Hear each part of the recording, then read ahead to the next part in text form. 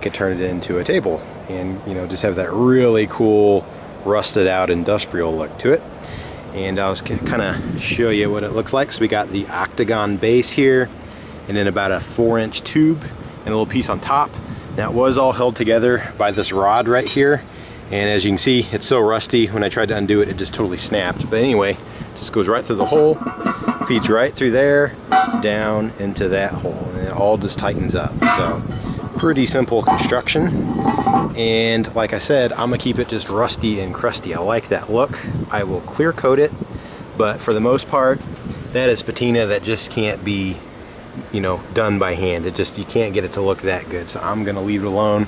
It'll get a lot darker because I'm gonna clear coat it, but otherwise I'll just leave it as is. Then what I'll do is I'll take some of these 2x12s and I'm gonna chop them down into a tabletop, just a real simple top. And I keep going back and forth on whether I want to do something to the tabletop or just keep it simple wood. I'm not sure yet, I haven't quite decided, but I figure I could at least get it built, set it on top, see how I like it, and then decide from there. So anyway, let me go ahead and start chopping up the tabletop. All right, so I want to make my board, the wood top I should say, as big as I can. And these 2x12s I bought happen to be 6 feet long, so I'm just going to chop them in half at 36 inches. So I'll just do that, go chop it. Of course, right now it just happened to start raining as soon as I started shooting the video, so we'll see how that goes. But anyway, let me chop these to 36 inches. Then I want to join them with my Kreg jig to kind of make a flat surface. And then I will use my router and a little template, or a little jig, to cut out a circle. And then I can take it back apart and actually finish the boards and then put them together for real. So anyway, let me go ahead and chop these up before it starts raining too hard.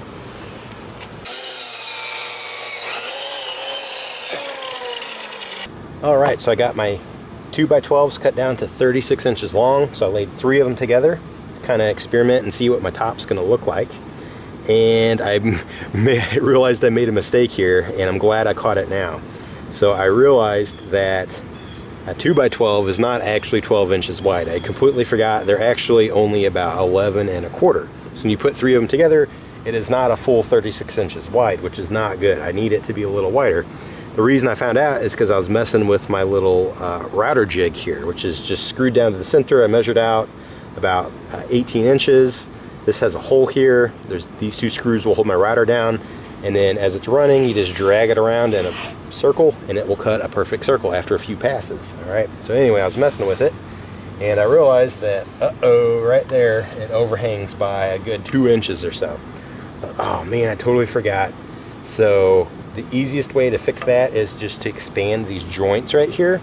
So I got into my wood stash down in my basement and I found this old 2x4, which is pretty cool. It's got a lot of patina. I'm just gonna run it down my table saw, just rip it right in half, and then these 2 halves will be sunk right here into these joints. It'll expand it out, and I think that will give me enough space. Plus, it'll add an extra little detail, because I said earlier I was thinking of maybe doing something to the center board, but you can tell this board's a little darker. I think it's going to absorb the poly and get darker than these boards, so it'll be kind of like 2 racing stripes, which is kind of cool. Just add a little simple feature to it.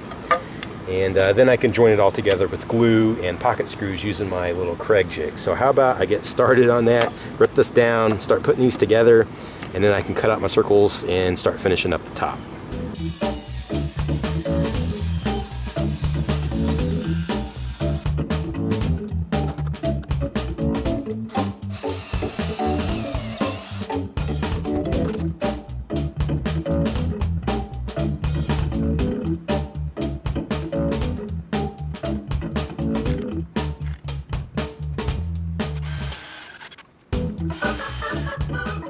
All right, and check it out. I got it all glued and screwed together. It's nice and strong, and it's actually really nice and flat.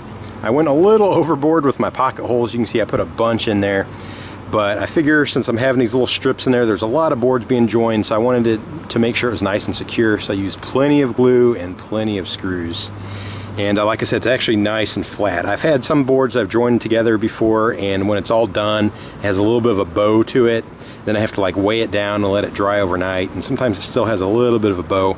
I think a lot of it has to do with just how straight the board is to begin with, but also if you look at the end grain, you can see on this board that they kind of curl this way. Same thing here, you can see they all kind of swoop and curl that way.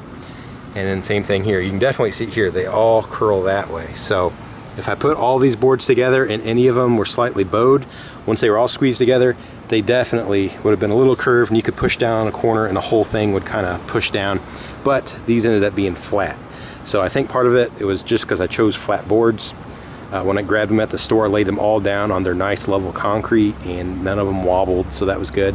And also when I added these little strips, I turned them so that the grain on these, instead of swooping this way, they actually kind of swooped this way. So that can help too. If I had just joined these 3 boards together, it could have been a good, if one of them had a little bow to it, it would have been a good idea to flip one of them the opposite way. So these could curve under, and then one here could curve up. And that could help too. So it's not that big a deal, but it does help sometimes. But anyway, like I said, this one's nice and flat.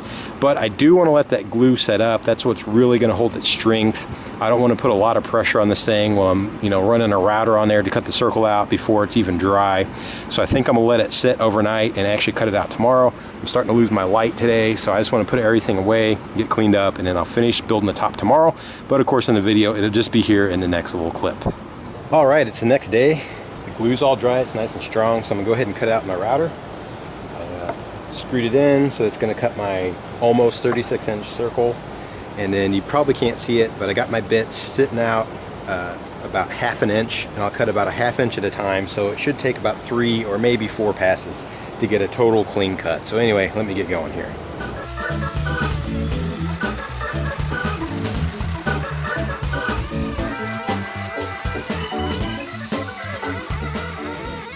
Oops, something happened and my router bit dropped on me, so it's like trying to cut at 1 inch now, so it's a little messed up. So I'm gonna go over it again. I lowered it to the actual 1/2 inch, so it should cut the circle fine. But I mean, it was working, but at some point it dropped down on me. So anyway, let me keep going here.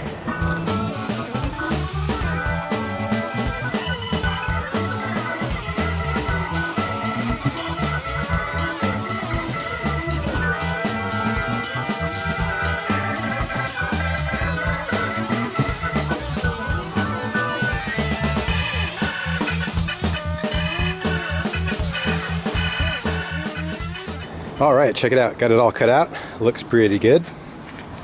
I like that you can see the different colored wood here on the edge. I think it's gonna be a really nice detail. So before I just start sanding up this thing and smoothing it out for finishing it with poly, I want to actually go ahead and lay out where I want to mount the top piece of the metal base. You can see it has holes drilled in at a nice square. So I did earlier, I don't think I explained, but when it was still a square, I divided this whole thing evenly and I drew lines.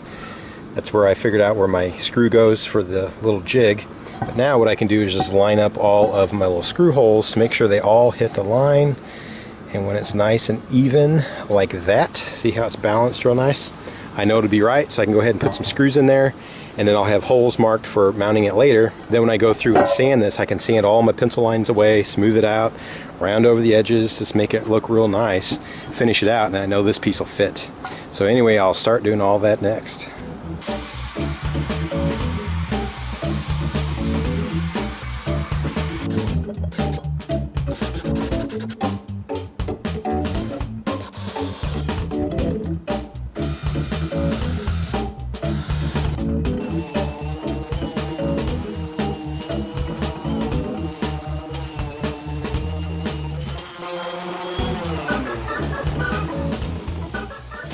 All right, there we go. So I finally got it all finished sanded.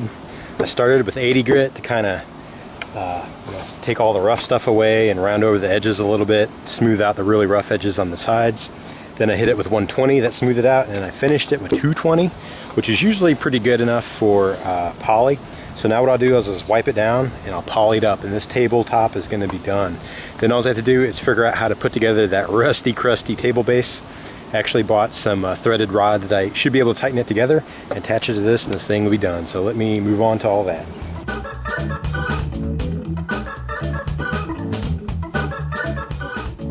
All right, so I'm just going to coat it with some wipe on poly and satin. I just have a bunch of it. It's really easy to put on. Just pour and wipe, and that's it. Check out that color popping. It's pretty cool. Sometimes the pine turns kind of a weird yellow, but this one has a nice, really light brown to it, so I'm okay with that. And I'm happy that this little strip I put in is a slightly darker color too. I was hoping that they wouldn't all just blend together, so I think this is going to turn out pretty cool.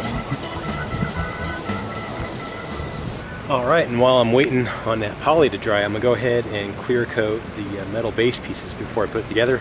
So I'm just kind of cheating here and just using some clear spray paint. This is gloss, just because I had some. And I'll just gloss it up, probably do about 2 coats. And it's kind of sealing the rust. I'm not brushing it off or anything. I like that cool look.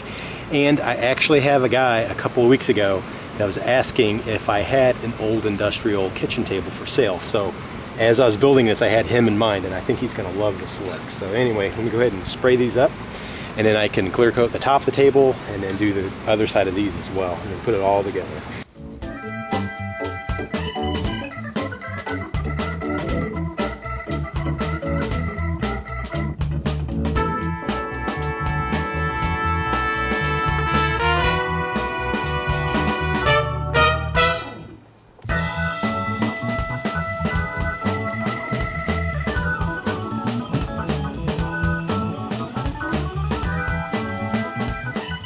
All right, check it out. I have the clear coat finished. I put about 3 coats on there, so it's got a nice sheen to it, but it still looks cool and you know, rough and industrial, but it's not going to scratchy or anything like that. And what I did on the bottom plate here is I went ahead and attached my new piece of all thread. I believe it was 7/16 inch. And the way I attached it is I just dropped it through about 1 inch or so, and I put a lock washer and then a nut, and then the same thing up top, lock washer and a nut, so it's nice and secure. And all I gotta do is drop this tube down, center it, and then this plate goes like this, just right over the all thread, like that. And once I know it's nice and centered, then I can tighten it down. So before I just do that, I need to chop this off. So I'll drop on my lock washer on top, and then I also have a nut. I'll bring it all the way down. I'll make sure it's nice and tight. And then what I'll do is I'll take a piece of tape and I'll wrap it around here where I want to cut.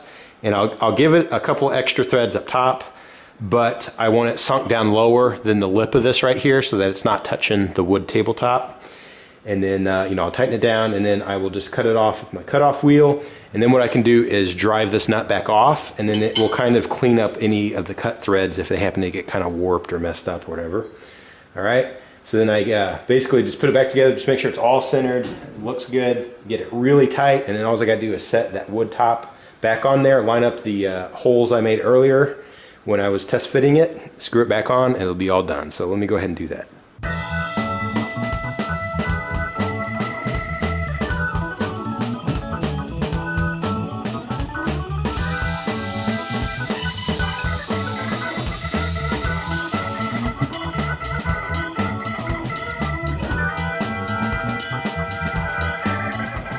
All right, it looks like the threads are clean, so I'll go ahead and put it back on, tighten it up, and put that wood top back on.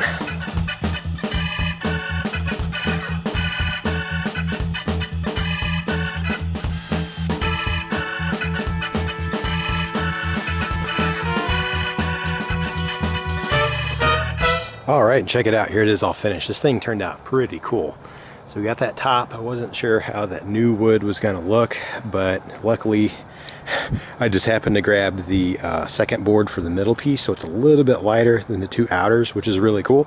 And then those little tiny extender pieces turned out nice and dark for almost like a 3-tone look, which I think is pretty cool, because the rusty, crusty base here is also sort of 3-tone. Got that rusty maroon color, and then a little bit of brown, and a little bit of kind of, I guess it was gray paint, or maybe a really light green.